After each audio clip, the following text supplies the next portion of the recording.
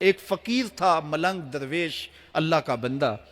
اس کی عادت یہ تھی کہ اپنے ڈیرے پہ آنے والوں کو کھلاتا، ان کو پلاتا، ان کی ضروریات کا خیال رکھتا، لیکن کو مالی آسودگیاں نہیں تھیں.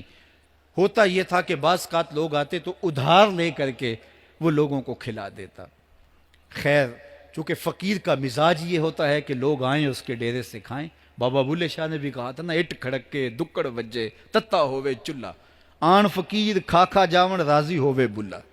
یہ فقیروں کا مزاج ہے. تو جو بھی آتا اس کے ڈیرے سے کھاتا، اور وہ ادھار اٹھا اٹھا کے لوگوں کی ضروریات کو پورا کرتے رہتے. وقت آخر آ گیا، جن لوگوں نے ادھار دیا تھا وہ سارے تقاضا کرنے آ گئے.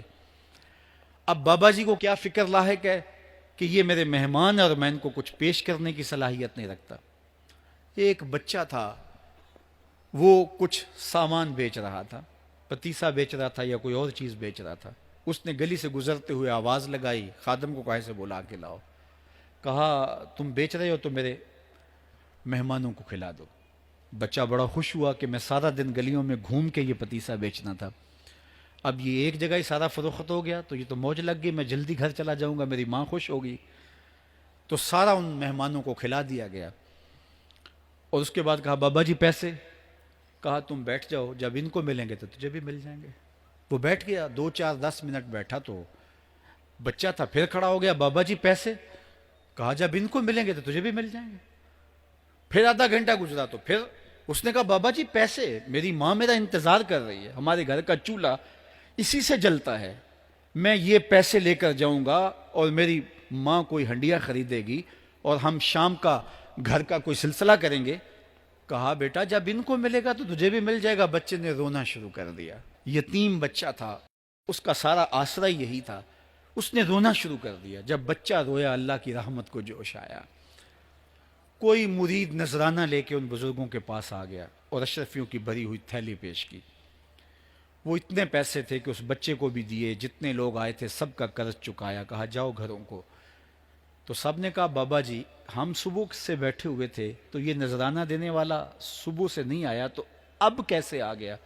کہا صبح سے تمہارے اندر کوئی رونے والا نہیں تھا، ایک رونے والا آیا تو باقیوں کا بھی کام بن گیا. بعض اوقات کسی ایک شخص کی وجہ سے باقیوں کی خطائیں بھی معاف ہوتی ہیں.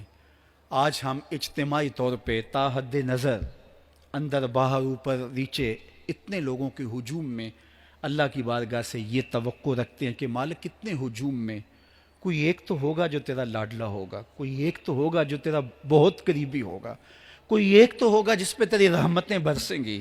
تو مالک اس کے صدقے سے ہماری خطائیں بھی معاف کر دے، ہمارے گناہ بھی معاف کر دے. کوئی ایک رونے والی آنکھ مل گئی تو باقیوں کا بھی کام بن جائے گا. اٹھ فریدا ستیا تے میلا ویکھن جا، وت کوئی بخشیا مل جاوے تے توں ہی بخشیا جا.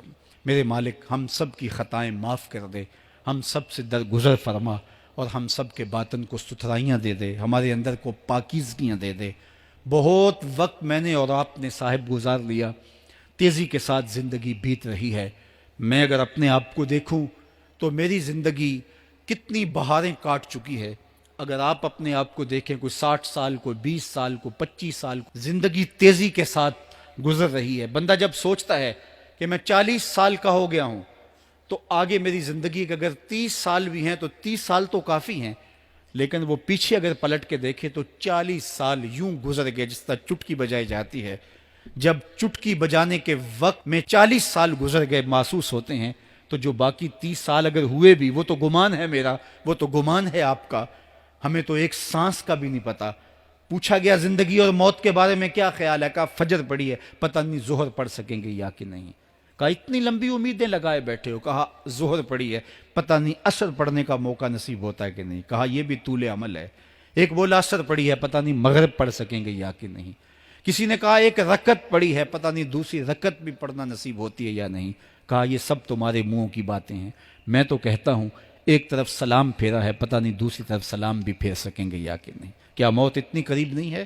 ہم نے اپنی آنکھوں کے سامنے لوگوں کو جدا ہوتے یوں نہیں دیکھا ہے. ہم کہتے ہیں اس کی خبر سنا رہے ہو موت کی، یہ تو میں نے ابھی سبزی والی دکان پہ دیکھا تھا. لیکن جب موت آتی ہے تو ایک لمحے کا تقدم اور تاخر نہیں ہوتا. تو صاحب آئیے اپنی زندگی کو اللہ اور اس کے رسول کی راہوں پہ ڈالیں. آج وقت ہے، آج موقع ہے، آج توبہ کا دروازہ کھلا ہے. کل سب کچھ نہیں ہوگا. آج اس کی رحمتیں آواز دے رہی ہیں. آج وقت ہے، وقت پر کافی ہے ایک قطرہ بھی آب خوش ہنگام کا. جل گیا جب کھیت برسا می تو پھر کس کام کا.